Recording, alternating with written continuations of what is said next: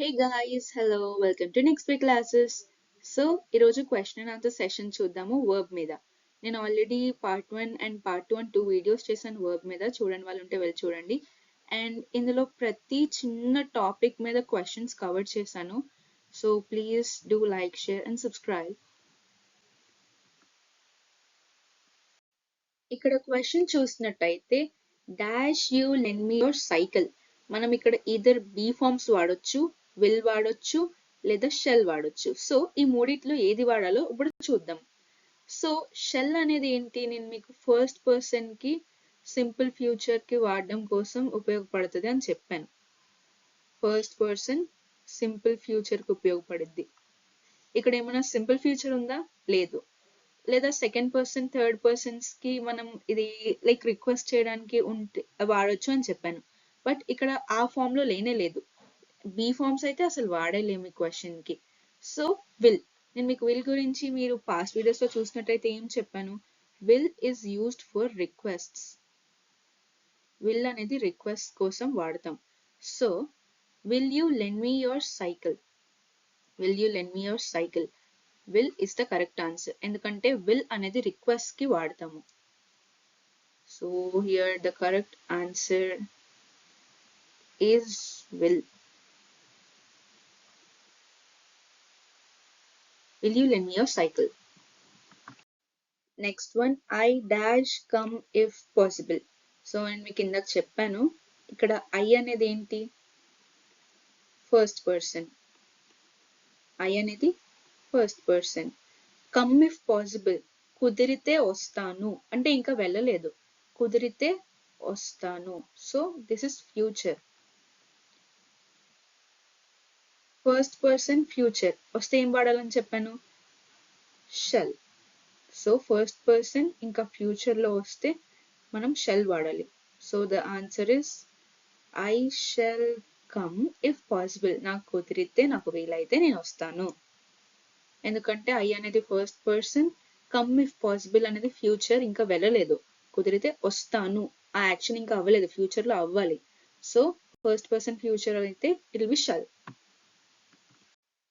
So next చూద్దాము, I dash watching TV. ఇప్పుడు will పెట్టుకోండి, ఐ విల్ వాచింగ్ టీవీ, అసలు దానికి మీనింగే లేదు. పోనీ ఐ షెల్ వాచింగ్ టీవీ, దానికి కూడా మీనింగ్ లేదు. సో మనం పెట్టుకున్నప్పుడు మనకు దానికి మీనింగ్ లేదు అని అనిపిస్తే బీ ఫార్మ్స్ చూద్దాం. సో యూజువల్ గా ఏమనుకుంటాం, నేను టీవీ చూస్తున్నాను. సో సింపుల్ గా yam, I am watching TV.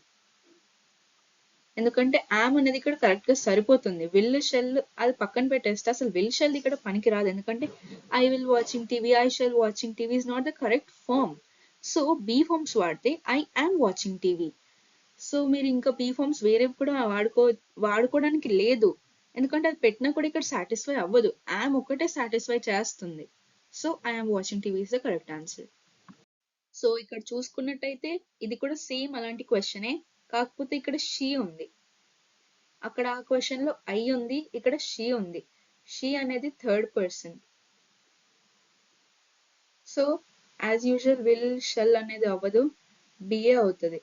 ఇక్కడ మనం ఇందాక ఏమనుకున్నాం, ఐ యామ్ వాచింగ్ టీవీ, కానీ ఇక్కడ ఫస్ట్ పర్సన్ కి అయితే యామ్ వస్తుంది, కానీ ఇక్కడ third person. So third person అయితే ఈజ్ వస్తుంది. She is watching TV. So the next question is you dash tell the truth. ఇక్కడ మనం వుడ్ ఆర్ షుడ్ వాడాలి. సో మీరు ఒకటి గుర్తుంచుకోండి, షుడ్ అంటే మస్ట్ గా హ్యాపెన్ అవ్వాలి. మస్ట్ గా హ్యాపెన్ అయ్యే సిచ్యువేషన్స్ లో షుడ్ అనేది వాడతాం. వుడ్ అంటే ఇమాజినేషన్ సిచ్యువేషన్స్, అంటే అయి ఉండొచ్చు, అవ్వచ్చు, అన్రియల్ సిచ్యువేషన్స్ మోస్ట్లీ, అంటే ఇట్ క్యాన్ హ్యాపెన్ అలాగా. షుడ్ అంటే పక్కా అవ్వాలి. సో వుడ్ అంటే imagination, unreal, are can happen, chances. So ఇక్కడ ఈ క్వశ్చన్ ప్రకారం చూసుకున్నట్టయితే you dash tell the truth. So నువ్వు నిజం చెప్పాలి, ఖచ్చితంగా చెప్పాలి. సో ఇక్కడ మనం వుడ్ వాడతామా, షుడ్ వాడతామా? షుడ్డే వాడతాం, ఎందుకంటే ఖచ్చితంగా నిజం చెప్పాలి, must happen. So the correct answer here is should.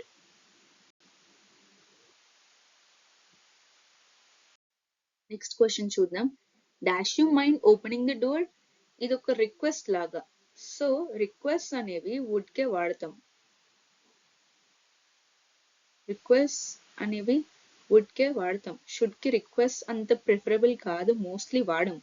So ఇది ఒక request. Would you mind opening the door అంటే you mind opening the door అంటే నాకు ఆ డోర్ ఓపెన్ చేయగలవా, వుడ్ యూ మైండ్ అని అడుగుతున్నాము. సో వుడ్ ఇది ఒక రిక్వెస్ట్ లాగా. నేను ఇందాక మీకు చెప్పాను కదా షుడ్ అంటే మీరు పక్కా చెయ్యాలి అని. ఇక్కడ పక్కాగా డోర్ ఓపెన్ చెయ్యని చెప్పట్లేదు, చెయ్యగలవా అని మనం అడుగుతున్నాం. సో ఇక్కడ మనం రిక్వెస్ట్ చేస్తున్నాం. సో రిక్వెస్ట్ అనే కండిషన్ ప్రతి దగ్గర వుడ్డే వస్తుంది. Next we dash pay the fee in time. ఇది కూడా షుడ్డే, ఎందుకంటే పక్కాగా టైం లోపు ఫీజు కట్టేయాలి. పక్కాగా చేయాల్సినవి షుడ్ అండ్ ఇమాజినరీ అన్రియల్ అలాంటివన్నీ వుడ్. సో పక్కాగా ఫీజు కట్టేయాలి. You dash pay the fee in time, you should pay the fee in time. So పక్కాగా మనం ఫీ పే చేసేయాలి. సో షుడ్ వాడతాం, ఎందుకంటే ఆ యాక్షన్ ఖచ్చితంగా జరగాలి కాబట్టి. అండ్ ఇక్కడ మీరు చూసినట్టయితే dash you like to play. So ఇది రిక్వెస్ట్ కాబట్టి ఏమొస్తుంది, would. Wood is the correct answer. Next question. You dash get this book from the library. So మీరు పాస్ట్ వీడియోస్ లో చూసినట్టయితే నేను చెప్పాను క్యాన్ అనేది ఒక పాసిబిలిటీ. మనం లైక్ చేయగలము అని చెప్పగలిగేది క్యాన్, ఒక పాసిబిలిటీ చెయ్యొచ్చు అనేది. కుడ్ అనేది పాస్ట్ పాసిబిలిటీ, అంటే పాస్ట్ లో ఉండే ఒక పాసిబిలిటీ. మే అనేది పాజిటివ్ పాసిబిలిటీ అండ్ మైట్ అనేది నెగటివ్ పాసిబిలిటీ. ఎగ్జాంపుల్ చెప్పాను కదా, ఇట్ మే రెయిన్ అంటే వర్షం పడొచ్చు అని, లైక్ ఇట్ మైట్ రెయిన్ అంటే పడకపోవచ్చు అని. సో మే అన్న మైట్ అన్న ఆల్మోస్ట్ ఒకటే, బట్ మే అంటే పాజిటివ్ పాసిబిలిటీ, మైట్ అంటే నెగటివ్ పాసిబిలిటీ. కెన్ అంటే జస్ట్ పాసిబిలిటీ, పాస్ట్ లో ఉండే లైక్ యాక్షన్ చేయగలము అని. కుడ్ అంటే పాస్ట్ లో ఉండే యాక్షన్, పాస్ట్ పాసిబిలిటీ. సో ఇక్కడ మీరు చూసినట్టయితే you dash get this book from the library. So ఇక్కడ మీరు క్యాన్ వాడొచ్చు, మే వాడొచ్చు, మైట్ వాడొచ్చు. కుడ్ మాత్రం వాడకూడదు, ఎందుకంటే కుడ్ అనేది పాస్ట్ పాసిబిలిటీ, మనం పాస్ట్ గురించి మాట్లాడుకోవట్లేదు. So you can get this book from the library అంటే అక్కడ పాసిబిలిటీ ఉంది, నీకు ఈ బుక్ లైబ్రరీలో దొరకవచ్చు అనే పాసిబిలిటీ. యూ మే, ఇప్పుడు ఇక్కడ మే పెట్టుకున్నాం అనుకోండి, you may get this book from the library అంటే నీకు ఈ బుక్ లైబ్రరీలో దొరకవచ్చు. You may find it, you may not find it, కానీ దొరికే ఛాన్సెస్ ఎక్కువ. అండ్ మైట్ పెట్టుకున్నాం అనుకోండి, you might get this book from library, నీకు దొరకపోవచ్చు maximum, but you just give a try, దొరికితే దొరికిద్ది లేదంటే లేదు అన్న మీనింగ్. సో ఇక్కడ క్యాన్ పట్టిద్ది, మే పట్టిద్ది, మైట్ కూడా పట్టిద్ది. సో నెక్స్ట్ వన్ చూద్దాం. We were worried that you dash get lost అంటే ఇక్కడే ఒక పాసిబిలిటీ చెప్తున్నాం, లైక్ అవ్వచ్చు అవ్వకపోవచ్చు. సో కుడ్ అండ్ క్యాన్ రావు, మే మైట్ లో చూసుకుందాం. యూ మైట్ గెట్ లాస్ట్ ఎందుకంటే ఇది ఒక నెగిటివ్ పాసిబిలిటీ లా కనిపిస్తుంది. మేము నువ్వు తప్పిపోతావేమో అనుకున్నాము, లైక్ తప్పిపోతావేమో అనుకున్నామంటే అది నెగిటివ్ పాసిబిలిటీయే కదా. So might.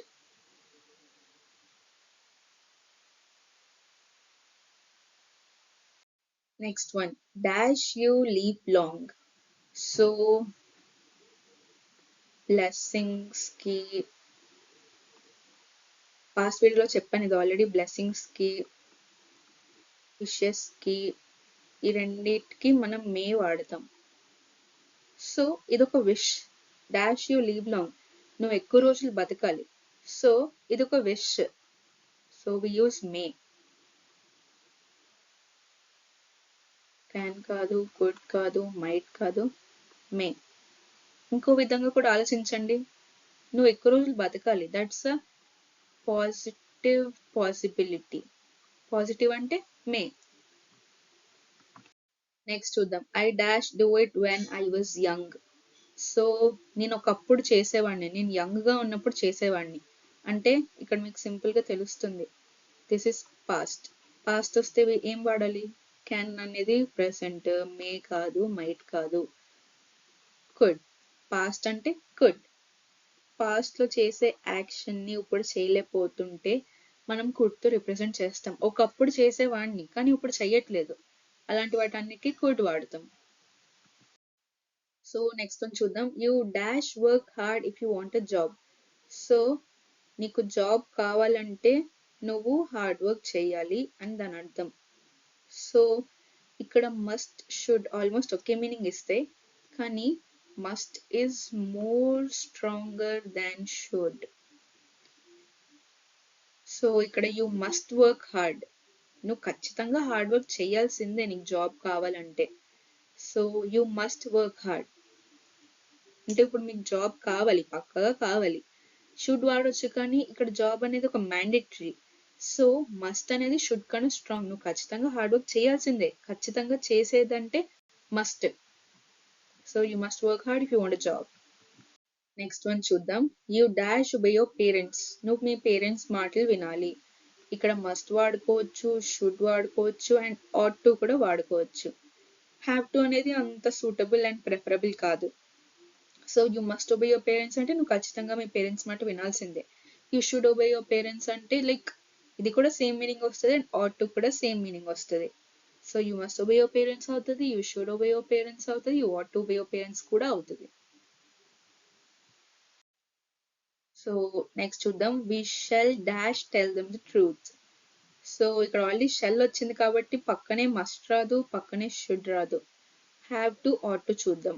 ఆట్ టు అనేది డ్యూటీ, హ్యావ్ టు అనేది కూడా duty, but ought to is more strong.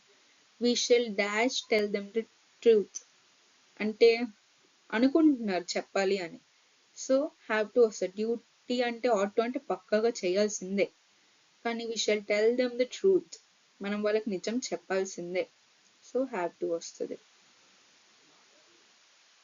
We shall have to tell them truth. Next question చూద్దాం.